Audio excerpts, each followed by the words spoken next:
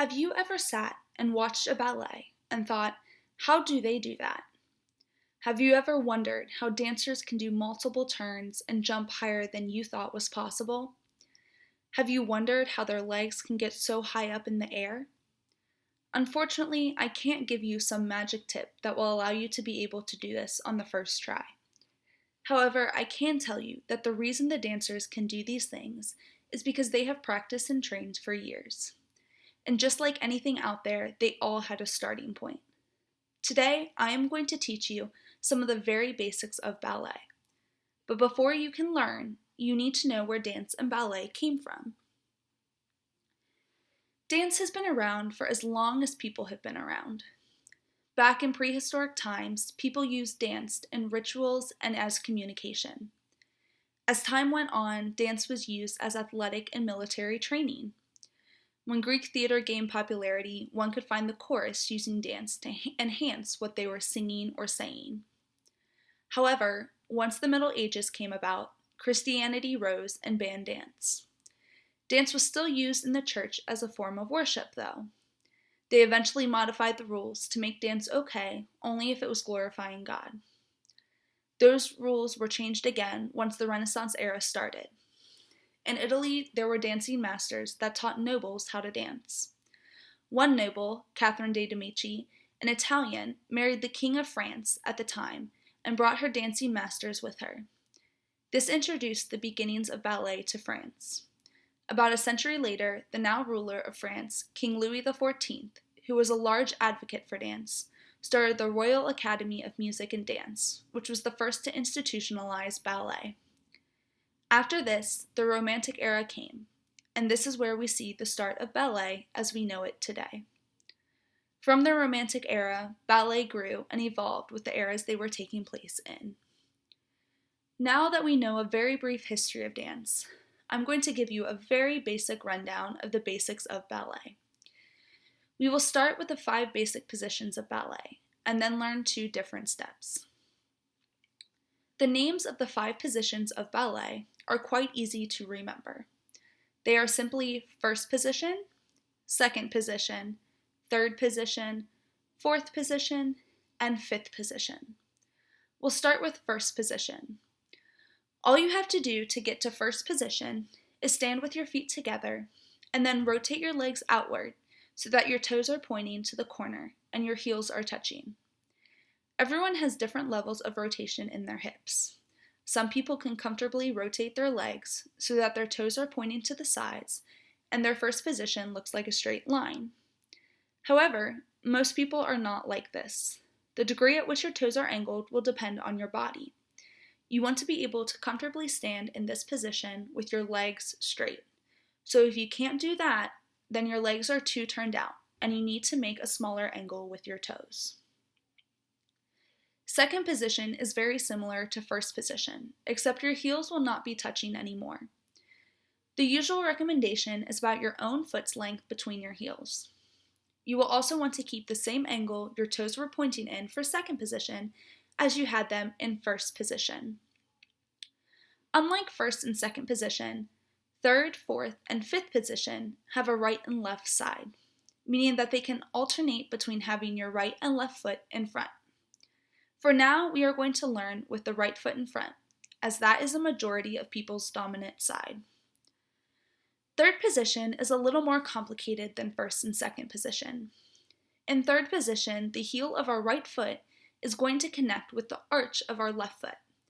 Our toes are again going to stay at the same angle as they were in for first and second position. We also want to make sure that our right toes are pointing to the right and our left toes are pointing to the left.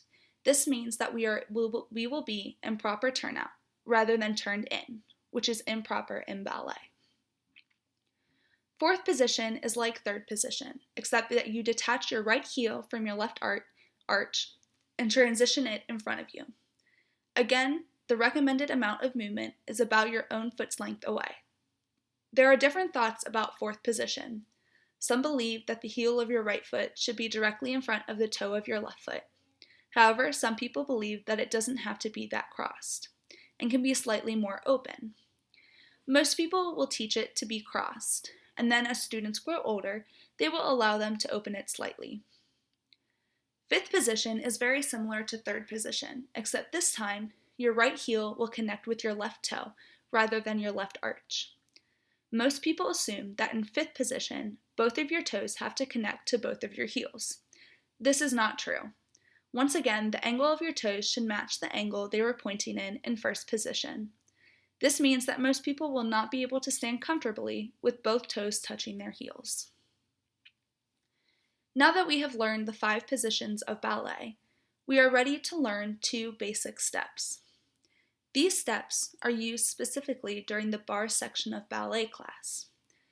There are 2 sections of a ballet class, bar and center. Bar is used to warm the dancer's muscles up and stretch. It is also used to enhance technique. Movements done in the center are more intricate and larger steps.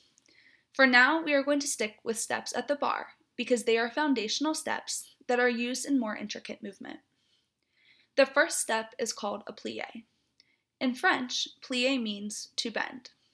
As I mentioned earlier, although the dancing masters came from Italy, the French were the ones to institutionalize ballet, so therefore they named all of the steps. So almost every movement you see in ballet will have a French name for it. But back to the plie. All a plie is the bend of the knees. However, your heels should stay firmly planted on the ground. A plie can be done in all 5 of the positions we learned earlier. While this seems rather simple and easy, there are a lot of things going on other than the bending of the knees. As you can see in this next illustration, there are a lot of things to think about when performing a plie. Some of these include making sure that your knees are bending at the same angle as your toes are pointing. You will know if this is happening if your knees cover your sight of your toes. Another thing to think about is your hips constantly rotating and working your turnout. The point of a plie is to get your hips warm and to find your turnout. Since ballet uses turnout in just about everything, it is important that you warm those muscles and joints up before doing more intense steps. You also want to make sure your body stays in a straight line when performing a plie. You don't want to lean forward or stick out your rear. You also don't want to tuck your pelvis forward either. You want to stay in the line your body creates when standing up. The next and final step we will learn is called a tendu, which means to stretch. All a tendu is pointing your foot either forward, to the side, or behind you. You can start a tendu in either first, third, or fifth position. The most important part of a tendu is to make sure that your foot never leaves the ground. It must stay attached to the ground during the entire movement. This is achieved by working through the ball of your foot before stretching your toes to point them. The next thing to be conscious about during a tendu is that your heel isn't dropping towards the floor. Instead, you want your heel to be stretching towards the ceiling. Now that you know some of the basics of ballet, you can enter a dance classroom with some knowledge rather than none. As you probably noticed from this training, ballet may seem simple, but in fact it is very intricate and has a lot of small details that you have to remember in order to properly execute a step.